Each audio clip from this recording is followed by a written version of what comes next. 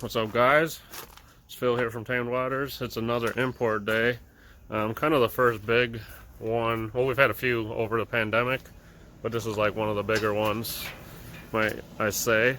So it should be a good shipment. I haven't seen completely what's coming in yet. I know what I ordered, but yeah, we'll bring you along with me today.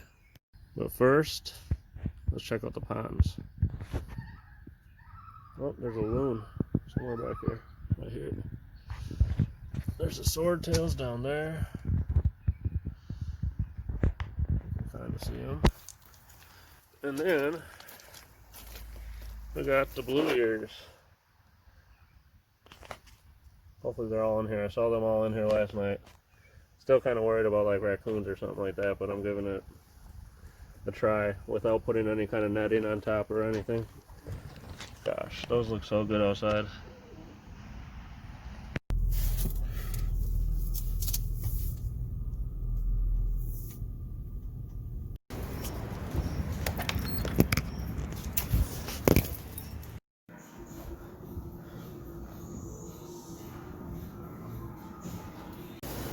Alright guys, just got back to the store. I'm a little late. I had some fun at the gym lifting, and then I stopped and did some other things. But we're here, me and Elijah are here, one of my employees, and we're going to start preparing some of the tanks. That's probably the most stressful part of the day, is figuring out where everything goes. So I'm going to start doing some water changes and figuring out where I think I'm going to put everything. So we got a couple big imports this week actually, and I'm going to bring you along for this one today.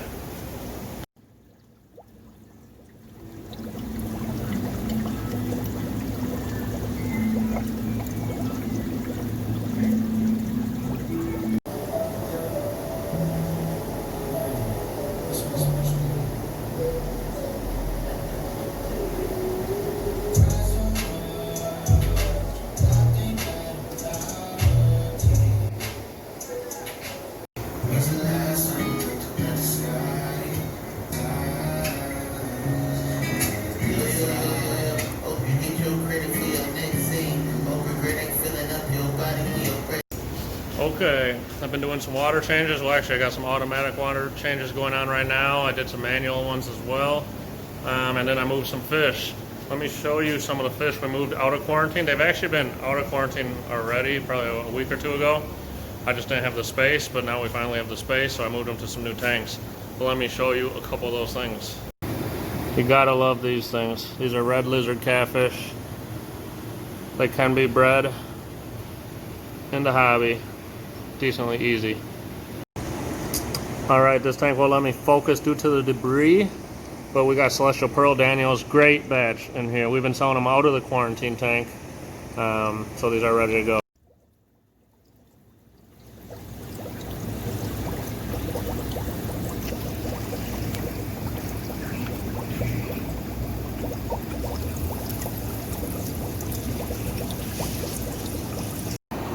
Now these, I'm not sure exactly what they are. I didn't order them as the fish. I mean, the fish I ordered did not come in. These look similar to green Kubodai tetras, or Rasboris, pardon, not tetra. But they look smaller to me and a little bit different. It's hard to see on the camera, but they are bright green like green Kubodais. We got a nice batch of white cloud minnows over here. This is actually our cheapest fish in the store, and they look fantastic. I mean, who wouldn't want to set up a tank with these, even though if they're a basic, pretty common fish, still look great. So I cleared out most of these tanks for quarantine. Let's show you what's going on. My water system is going a little slow, I think, because the filters I got in there are pretty clogged, which isn't good for the pump and all this stuff, so I got to really clean that out, or get new filter inserts or whatever they're called. But yeah, as you can see, the automatic water changing is going as we speak for the quarantine tanks. This is the quarantine section back here. It's right above like some of these other tanks that I often show on video, but these are all our, or these aren't all our quarantine tanks, but this is our main group for like nano fish.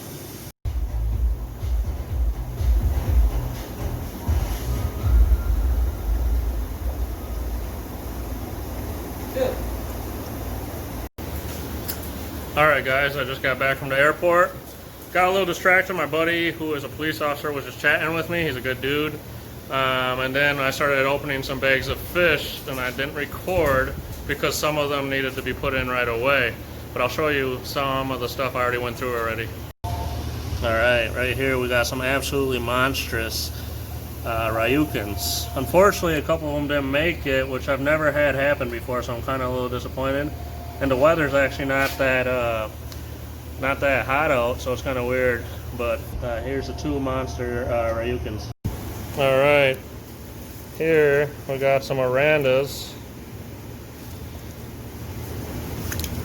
I just added some water to their acclimating bin. So the way I do it is I take some water from the tank, and then I make sure to add a lot of oxygen like this, and it helps them adjust pretty quickly.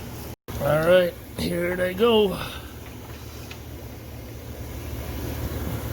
Still need a little adjusting, obviously, so they'll probably sit at the bottom for a bit, but they look pretty good, actually. Alright, here you can see we got some electric blue rams from one of my favorite suppliers. This tank shall do for now.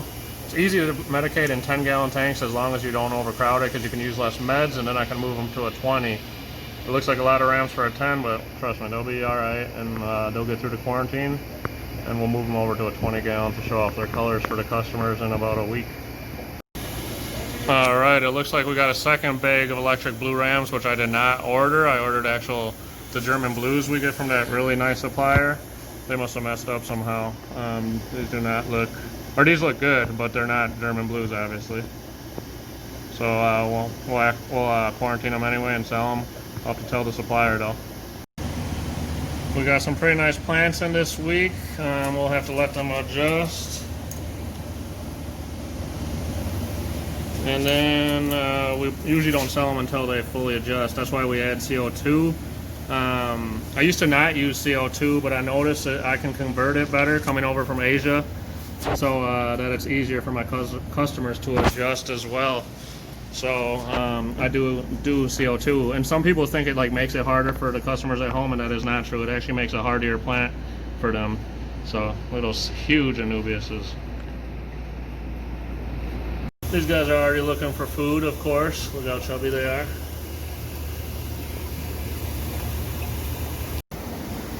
Well, I needed some of those 10 gallons for another import order. It's part of tonight's import order and another one later this week. So I decided I had two empty 20s over here, so I can just fully quarantine in here. I'm gonna put them in two different tanks because I gotta double check and make sure they're from the same supplier. But yeah, here they are. This fish right here, I'm pretty excited to have in stock. I have never had it in stock. Not that it's mega rare, but it is actually the silver flying fox, not like the other Siamese algae eaters or the other flying foxes. This is quite different, and I've read some articles on it from like the reef to rainforest, and they mentioned that this is one of the most underappreciated algae eaters. So I know that it does eat black hair algae and other types of algae. You can see they're real skinny, probably parasites, so we'll quarantine them pretty good and have them for sale in about a week. These are sweet though, I'm super excited. For those people with planted aquariums, I heard these are perfect. Alright, do we got any goby lovers out there? I am absolutely a goby lover. I think everyone should set up a little goby tank, kind of like a little stream. They look spectacular. Anyway, this is like the best I've ever had a batch of Styphidins come in. I believe they're Styphidins, or another name that's really hard to pronounce. It's like Sicyopius or something like that. These guys are looking phenomenal. Hopefully they go through quarantine just fine. And I'm not sure the scientific name, so if anyone knows, let me know. Some of the suppliers, they just say goby essentially, because these are probably wild caught, but they look pretty good. And then over here, we did just put the silver flying foxes in this quarantine tank over here. They're looking good. There's a little bit of algae in this tank, that's why I put these in here, and I'm gonna go grab a piece of wood that has some other stuff on it and feed it to them. So they're looking good. One of my all-time favorite nanofish we have in stock this week. These guys sell out before I can ever ship them out. I don't know if I would ever want to ship them out, honestly. They're pretty fragile little dudes. They're called Panda Loaches. From the mountains of China. I forget the mountain name. It starts with a G, but these guys are awesome. I absolutely love these guys. Perfect for a shrimp tank too, actually. One of the only shrimp safe fish. And I've kept them multiple times with shrimp just fine. They don't even eat the babies. Some of the Panda loaches were looking a little rough. They came in really small, which is, they have better colors when they're small, but they're a little fragile. So what I did was add some extra oxygen in the holding container as I acclimate. You can see they're much more active. I think I might lose a couple more in here as we speak. Actually, no, they're looking good. I think they're actually not on their backs no more. So we'll see how they end up looking.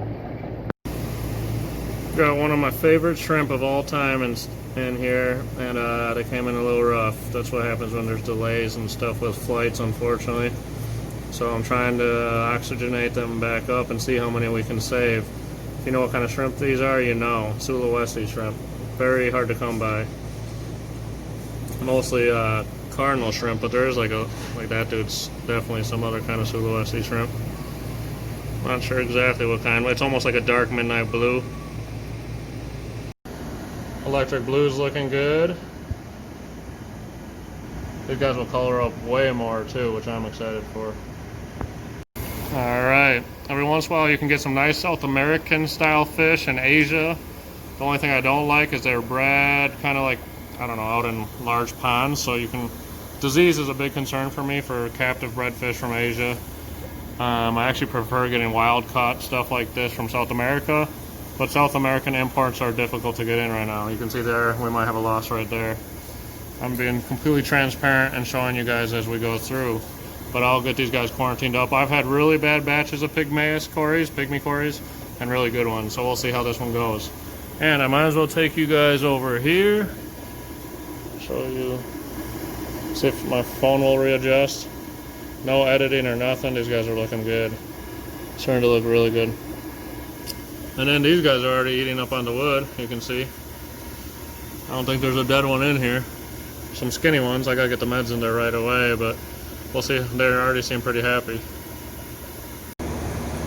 Here they are. What a beautiful freshwater shrimp.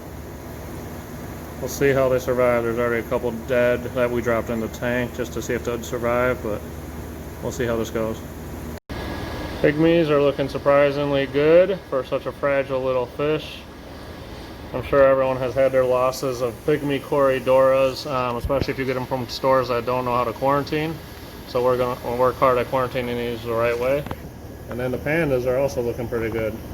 Colors look better in person already. It's hard to see on the video because it's a crappy phone, but yeah, things are looking pretty good over here. Alright, I got my phone to hold a little zoom on these babies that came in the bag. Baby Sulawesis are very hard to keep alive if you haven't done your research and looked into these, especially wild caught versions like this. But after you get your first round of F1, F2 babies, you know, that means tank bred, they can be pretty hardy. So hopefully some people that know what they're doing, not in a bad way, I'm just mean like people, some experts come in here and help us keep these in captivity and breed. That actually might be a baby harlequin, which is a Sulawesi. It's another rare one. It actually looks like it might be. So, but there's also baby Sulawesi cardinals in here as well. Alright guys, we got everything in the tanks and quarantining. I got a couple more meds to go put in tanks, but other than that, my phone's at 5%. About to end this video. Thanks for tuning in. If you guys like this, I'll do the other import order as well, which I believe is tomorrow or the following day. Thanks for tuning in, guys, and like, subscribe, check out Tamed Waters. Thanks.